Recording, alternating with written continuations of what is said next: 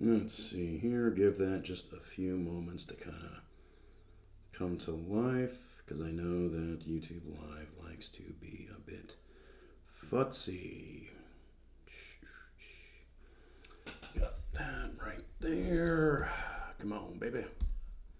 Come to life for me. Let's see what sort of delay we're working with. Looks like we're streaming, right?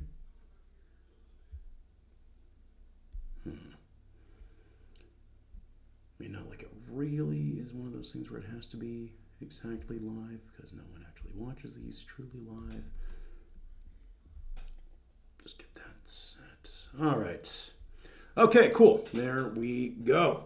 Alrighty, hey everybody, Coach Mark here. So I received this question from Muscle Mark with a C on the Tacitus Forma ebook. He was wondering about adapting the program to do something like squat, bench, and deadlift on day 3. So Tacitus Forma is my 3 times a week full body conjugate power building program. Honestly, I think it's a great program. Probably one of my personal favorites. So I like 3 times a week full body training. I am honestly a really big fan of it for probably a good 80% of use cases. But anyways, let me kind of talk about the program just to kind of give you a quick overview. So the template itself consists of 3 full body days a week. Day 1 starts with a leg isolation exercise, typically a hamstring curl, and then it's a max effort lower variation of either a squat or a deadlift, vertical pull, 2 lower body accessories, and then triceps. So for example, in the OG, like my original version, if I were to write it for myself, it would have been leg curls, snatch grip deficit deadlifts, lat pull downs, adductor machine, calf raises, and triceps.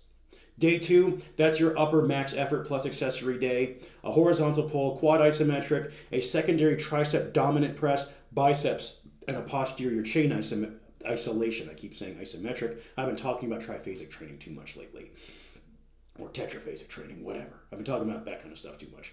So then in the OG version, that might have been seated behind the neck press, dumbbell chest supported incline row, a reverse sled drag, Dick's press, incline curl, and back extensions. And then day 3 was the full body developmental day. So this is kind of where I replace speed work with varying options depending on what the lifter needs. But the original template was squat, bench, upper back, 2 isolation movements for the delts or pecs, depending on what you're after, and biceps. Because remember, this is a power building program, not a power lifting program. I don't really write power lifting programs.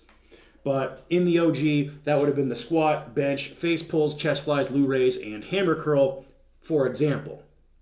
Now, let's go with Mark. I'm assuming his name is Mark. His question is, how would I feel about doing SBD on day 3? Candidly, I don't like it. I don't really like going beyond 2 heavy compound movements in a day. And when I say compound movements, I mean barbell or implement based, right? Like, so if I'm doing squats and bench, I'm not going to have barbell rows as well, because in my opinion, it gets really hard to manage fatigue across a day, as well as manage what would be inter-session recovery and even intra-session recovery. Now, if I'm doing deadlifts, good mornings, bent over barbell rows, and RDLs, that's 4 exercises only, but I'm going to feel like death. And then even the setup and breakdown and the neural drive, I'm not going to be as focused. I'm not going to get as much as I could out of all that. Whereas if I were doing something like deads, and then good mornings, and then maybe a T-bar row, and then maybe a single leg back extension. Similar movement patterns, but I'm moving down the hierarchy of load demand. But anyways, if I were to make a SBD 3, or a 3rd day SBD iteration of Tacitus Forma, here's what it might look like. And I got 2 iterations of it for you. If we talk about squat dominant, right? So we go leg curl, squat variation, pull-ups, split stance RDL, calf raises, and skull crushers, so we're pretty close there. And then on day 2, we're going to go floor press, barbell row, knee extension, dumbbell shoulder press, incline curl, reverse lunges. So you'll see what we did here is, because this wave has a bit more of a squat specialization, our posterior chain isometric instead became a posterior chain dominant leg movement rather than just an isolation. Again, I said isometric. I have got to stop doing that. But so the entire thesis of this is that way we are helping bias the posterior chain a little bit more here, but through a compound movement. Reason being, just because on day 3 we have even more compounds, I want to pick something like this. And the reverse lunge itself is really great because it tends to bias a more vertical shin with less forward knee travel. It's a bit more glute and adductor, which is going to help feed into the max effort squat rotation, as well as kind of help us get that nice mental link to those muscles for day 3, where we're squatting again. This essentially gives us 2.5 times a week squat frequency if you look at it. So then day 3 will be squat, bench, deadlift, upper back, and biceps. So you'll see here, I removed the delt and pec isolation entirely, just so that way, we're not doing a super crowded day. I rarely like to program more than 6 exercises in a training day. I think you can go up to 8 in certain situations, but in general, if you're running 3 times a week full body, you're probably someone who can't even spend several hours at a time in the gym. So this helps us sort of work around that. As always, you can play with this. And if you know me, I am not a super high volume guy. I do think volume has its place in a training cycle. Don't get me wrong. I've used modified or advanced German volume training myself. I had a whole progression on it. Some pupatas, starting with 10 sets of 5. But like true GVT 10 by 10 and then accessories, I'm not doing that, right? If you're doing more than, in my opinion, if you're getting well above 20 sets, or not 20 sets, let me slow down, Mark. All right. So, 6 exercises, right? Yeah, 3 to 4 sets. Yeah, if you're going well above 25 sets in a given day, I think there's room to improve and just train with a bit more intention. But, that said, I've definitely written programs that go well above these norms. So it varies from person to person, but I am rambling. Let's talk about day 2 now, though.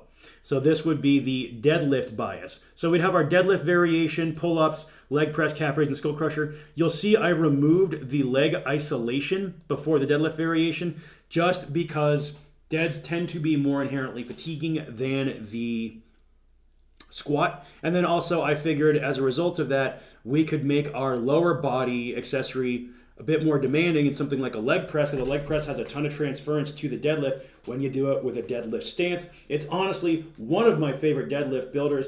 I wish I had access to a leg press that I liked.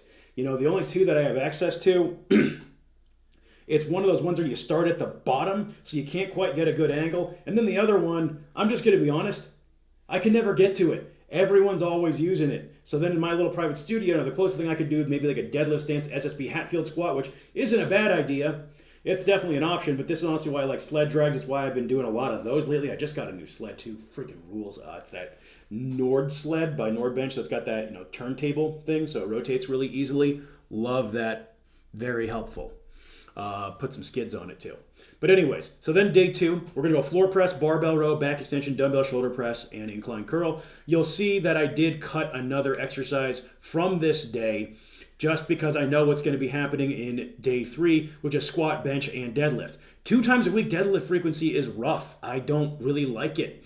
I think deadlift plus RDL or good morning on another day is plenty for most lifters. Again, that is some strongman bias because I'm assuming across the training week you're doing quite a bit of other posterior chain movement, because even something like sandbag loading or sandbag extensions, that is essentially an explosive RDL. Zercher triple extensions show up a lot in my programming too, so there's other movement variations in there. But yeah, so then for day 3, you see squat, bench, deadlift, upper back, and biceps. This gives you some means and methods by which you could program it. And, as far as a 4-week rotation goes for the speed deadlift here, let me just go ahead and write that out. Something like 5 by 3, 8 by 2, 10 by 1, and then 5 by 1 at, let's say, 60, 65, 70, 75%. That'd be a fine little, speed or tech wave. Depending on where you're weak to, you could even use variations, something like a low block pull if you have lacking floor speed, deficit deads if you need more starting power, even something like a pause dead if you need to improve mid-range control.